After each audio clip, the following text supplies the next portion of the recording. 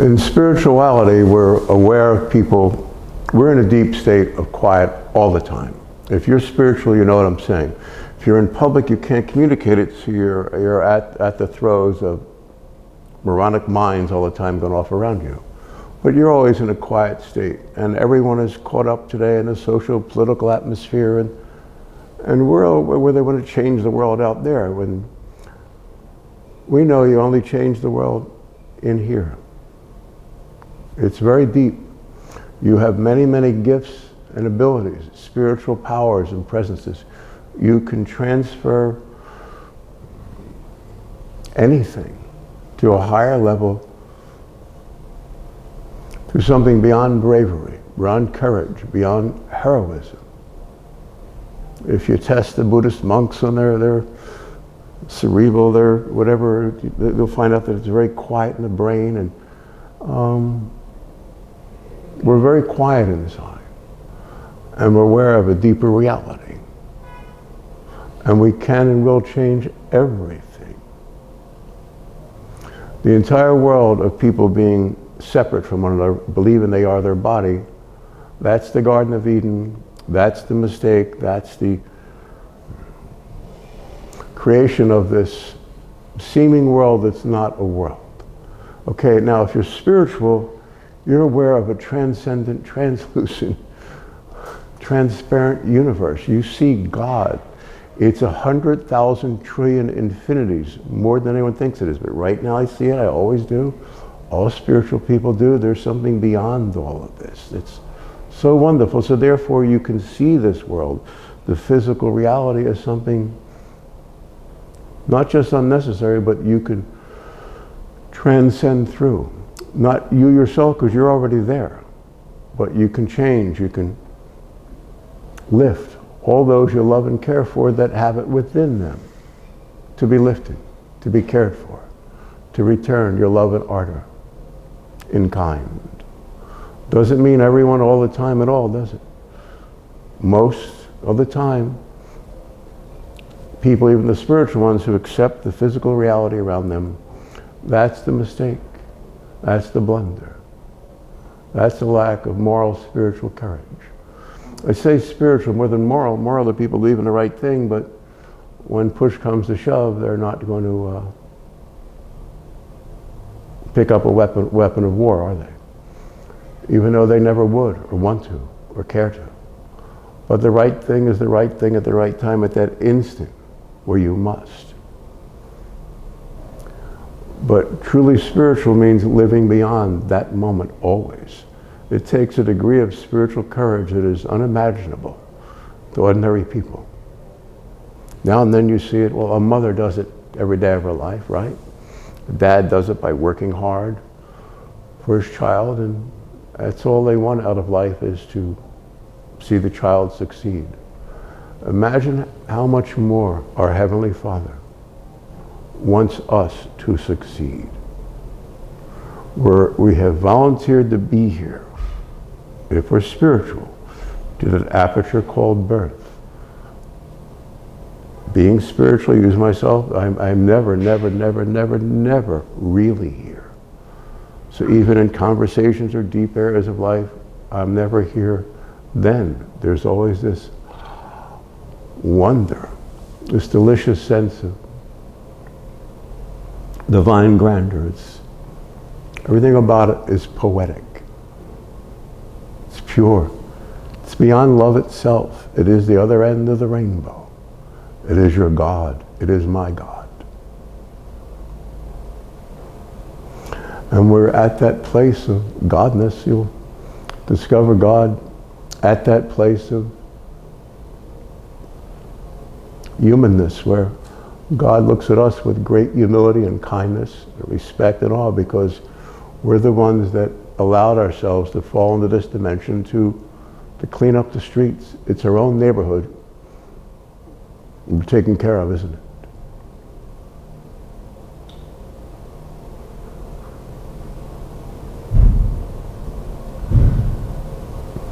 So we look at people in the world as they all want to change the world. They're all caught up in the social, and I know everything about society, politics, put a great couple books about out of it that are available, these videos, but without touching, without reacting to it. We have to learn to sit and communicate, to listen, to be with those who are not insane or not evil. And you can help anyone simply by being there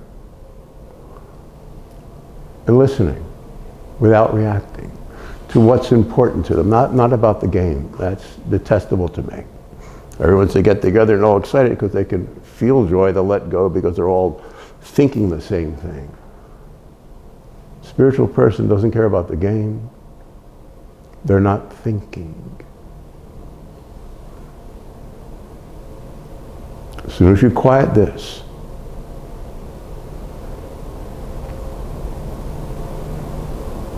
there's a dimension of purity, of kindness, of wonder. I don't have words for the ecstasy of it. But you're not jumping up, it's ecstasy, that's a human emotion. You're beyond that as soon as you learn to listen. Your emotions are quiet. My mind is absolutely quiet. I'm highly, highly, highly trained. There are some millions of people in the world that do this. They're not just monks, there are different ways of doing it.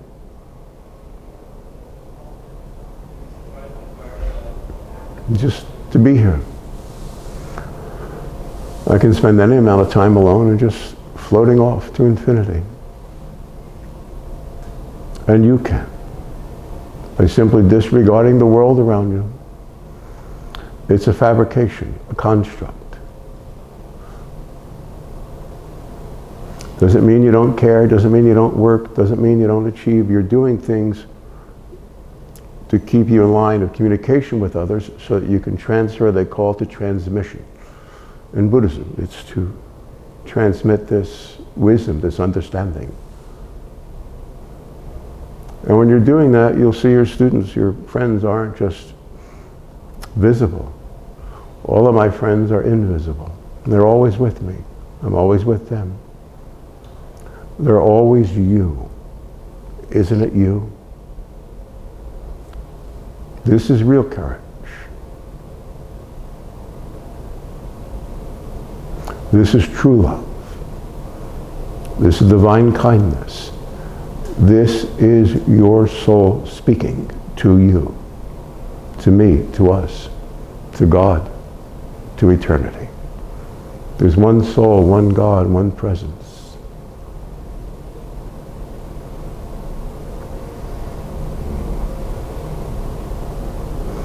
In the world we had division and war. In spiritual consciousness there is no war.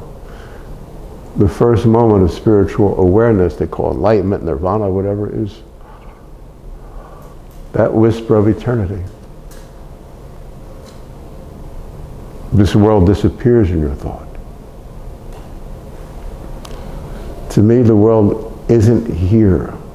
Every relationship, every friend I have is like a kind of a misery to me, because I am always available for the transmission.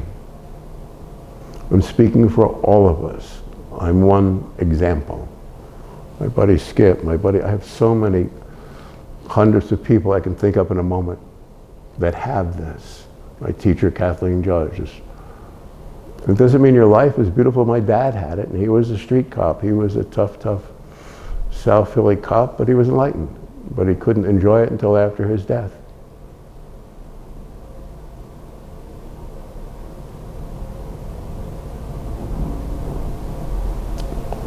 Where he was taken up hither to, they call it the Tathagata, those who are thus gone spiritually. We all have someone precious like that in our existence, don't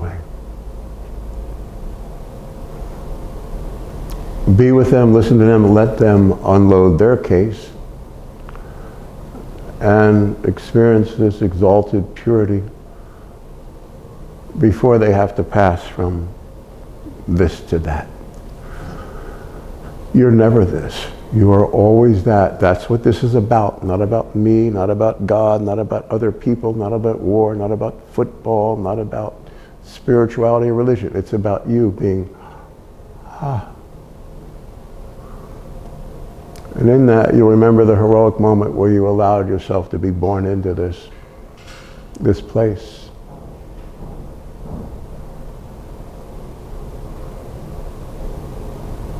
One moment of that is eternity with God.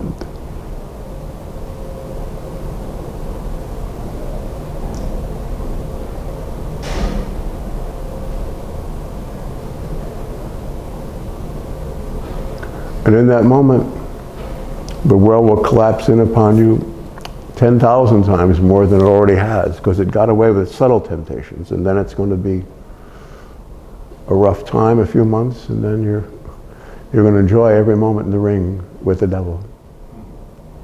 And see that it's like Alan Watts, I remember being his houseboat in the city, anyway, and he called the devil the trickster. There's always these subtle little things going on. If you're just very quiet,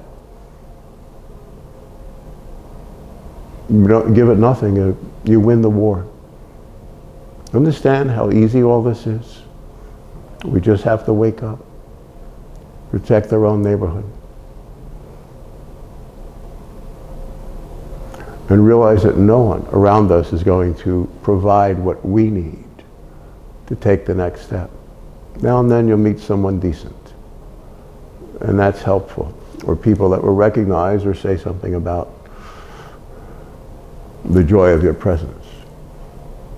But never to the point where they're going to help you make your stand, but that helps you more than anything. That helps you know that this entire world is a hell, it's a construct, it's unnecessary. You'll love being here.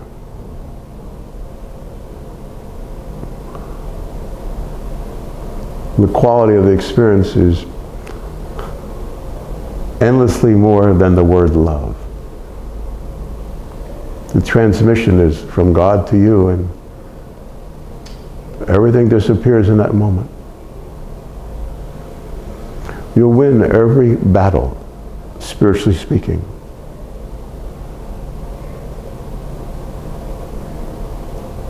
The world is unimaginably lost.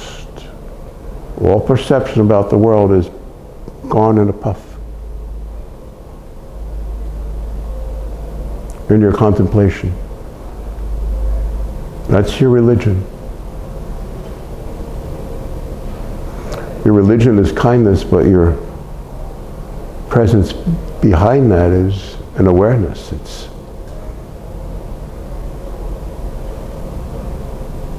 beyond words or thoughts.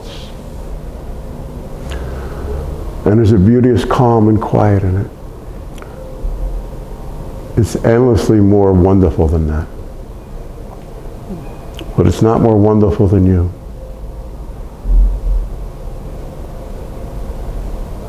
You're the wise one, you're the sage. You're the one who will save your family, protect your neighborhood, lift your nation, and the world of spiritual presences back to the beginning, before this was. Before churches saw light, before names were named, or people were people, before anything was. You were this presence. You'll always be this presence. Allow the transmission through you to your friends and neighbors. It's beyond time or place. One instance for me was up in the winter, and I was in the road up here in the mountains here, and I was driving home alone, and the car started to spin on this little thin mountain road. I mean, spun 2 or 3 times, and there's no way this could happen that you didn't go off the road, but I didn't. And in those moments, in that 2 seconds, 3 seconds, well, who knows, it's my friend the Karmapa from Tibet appeared and spoke to me for it seemed like 25 minutes, which was enormous. In those 2 seconds, you understand? What I'm saying this, and then the car somehow righted itself and I kept going. There was no thought, no fear, no, just happened. I've had thousands of little instances like this. You'll have thousands of instances like this where conditions, worlds, people, injuries will change, and you can't really tell anyone about it because it's not normal. You'll have many of those experiences on the way back to this transparency. And all that happens not because you need to learn, but because you gave yourself, volunteered to this, spiritually. So we could say the angels in heaven look at you as their heroes, which they do, but it's, all this is so transcendent of everything, every circumstance. Human emotions don't count, but you'll, like I say, my mind is quiet. There's no mind here. There's no heart or emotions or soul even. They're just an openness. You are that openness. It's not about me. I'm nothing. You're all this. The words have to be used to communicate. But the wonder of knowing God personally and knowing that you are that now. That's what spirituality is about. That's what true religion is. It's about your heart. It's an amount of courage that's more than anyone could think. It's the courage to not react to any perception, to anything you think or feel. This is not here. Nor was it, could it be ever. My friend Rosamond was chief counsel of NASA Ames here, and she was a great teacher of this. She passed recently. And in the back of her car, I wonder how can you get away with that going onto this base? And drove in there with her, and in the back of her car she had a big sign, "This is not here." But she absolutely, really and truly meant it. Dag Hammarskjöld, the second Secretary General of the United Nations, had that. Can you imagine that? But then you live this life. So you can live this life and have that. Tremendous courage, wisdom. Most of all, you know what it takes? Kindness. Look in your mom's eyes for the strength. Look in your God's heart, your dad's heart.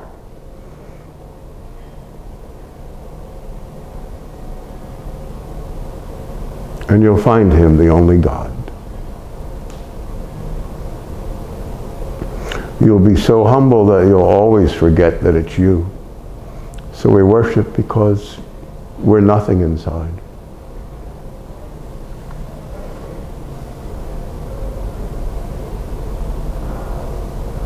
You'll see it in your puppy's eyes, your kitten's meow, your child's first word or step. Imagine the joy that God feels the day of your awakening. When your ship returns to bring you back to the isle of your birth, which is about illumination, about God. Not this, not that. In other words, not anything in the world. There are old block prints of from Tibetan Buddhism of 10, 12,000 years ago that are, so all the books, all the knowledge is still there. It's that the ink didn't have to last. The block prints that they used are still there. And it's not about religion. It's not about Buddhism, Christianity. It's not about even worship. It's about a deep quiet. A place that you'll find him the only God. It's so much more than all we've ever learned or thought or believed. But we've all felt it at different moments in our life, haven't we? We've all had visions. We've all fallen in love. Which is God's way of saying, acknowledge the divinity in this wonderful young lady, this wonderful young man, in your child's eyes. That's just a touchstone. But in that you'll become very quiet. I'm on my way with a Karmapa. I've been in battlefields as a Marine, and you could see, if you're spiritual, you see everything. And there's nothing in you that commit violence. You do the right thing at the split second, but I'm saying in the most dramatic instances of your life, when you're spiritual, you can go there, you can be here, and you're always nothing. And we're always forced to do things, to be in places, to experience things that are against everything we want to be true. And this time around, you can make everything you know is wrong untrue. You can uninvolve it. You understand? You don't have to take part in the world. Spiritual courage is God. Your spiritual courage incarnate to do a great good. You will fulfill your divine destiny. Thank you. Thank you.